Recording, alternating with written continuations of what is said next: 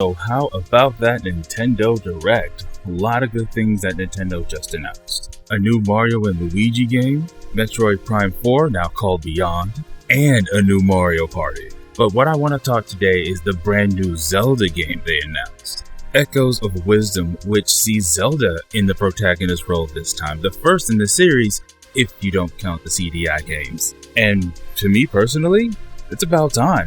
I know a lot of people who love the Zelda games, and I have asked every single one of them, would you play a Zelda game where you play as Zelda? And not a single one of them said no. It's clearly something that people wanted, and I'm happy that they're finally doing it.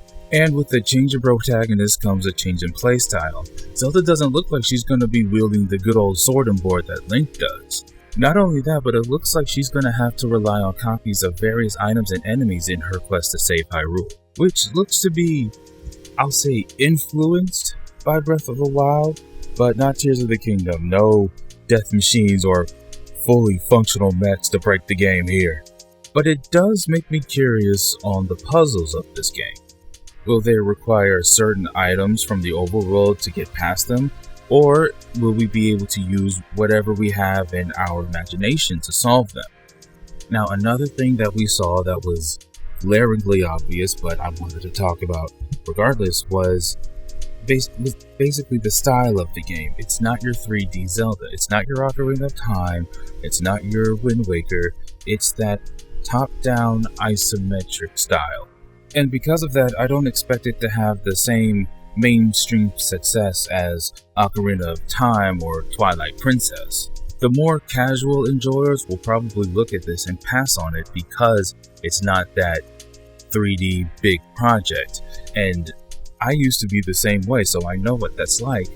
And then I played Link Between Worlds, and I remembered to never think like that again. Now, would I say I'm excited or hyped for what I saw? No, not yet, but I will say that I am intrigued. I'm curious to see where they go with this.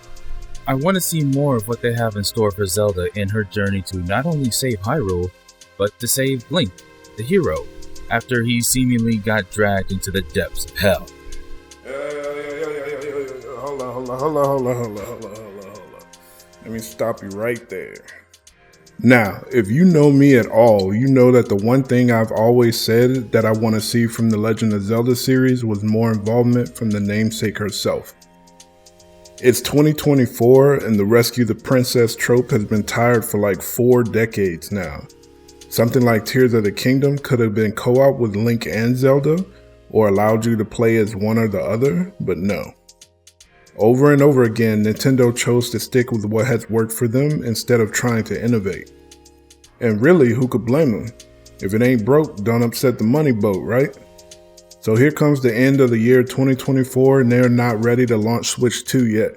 They go into planning mode and say, what can we do to put out some games for the rest of the year?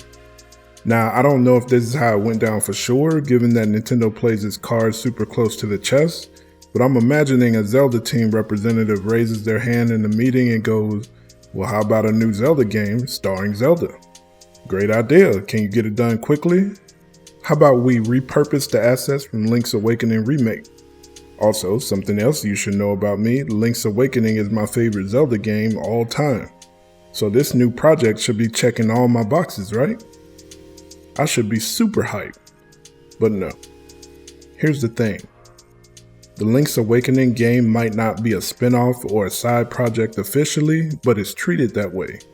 On Nintendo's end, they don't promote projects such as this like they do with the main Zelda titles.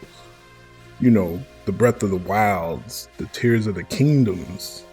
The ones Nintendo makes sure are going to be highly anticipated. And from the gamers themselves, there's years of streams and YouTube videos and acapella covers and everything else for those big main games, but barely a mention for the smaller titles in the series. And I think that Zelda finally being the main character in the series that bears her name is a big deal. 40 years in the making. She deserves a Breath of the Wild caliber game all her own. But maybe the whole point was to repurpose what was already out there so it could be developed quickly. Okay, then why not repurpose Tears of the Kingdom and drop this as an update or DLC to the main game? Zelda, playing in a different way than Link in the huge sandbox of the main Hyrule, is sure to be big. Big, as is deserving of a character of her legendary stature. Or maybe I'm just tripping and people are really super hyped for this, but I just can't see it. So let me know. Are you going to buy Zelda's first adventure, The Legend of Link Echoes of Wisdom? Or are you waiting for a full-fledged 3D release like the last big Hyrule adventures? Let's talk about it down in the comments below. Thank you for watching, and we'll see you next time.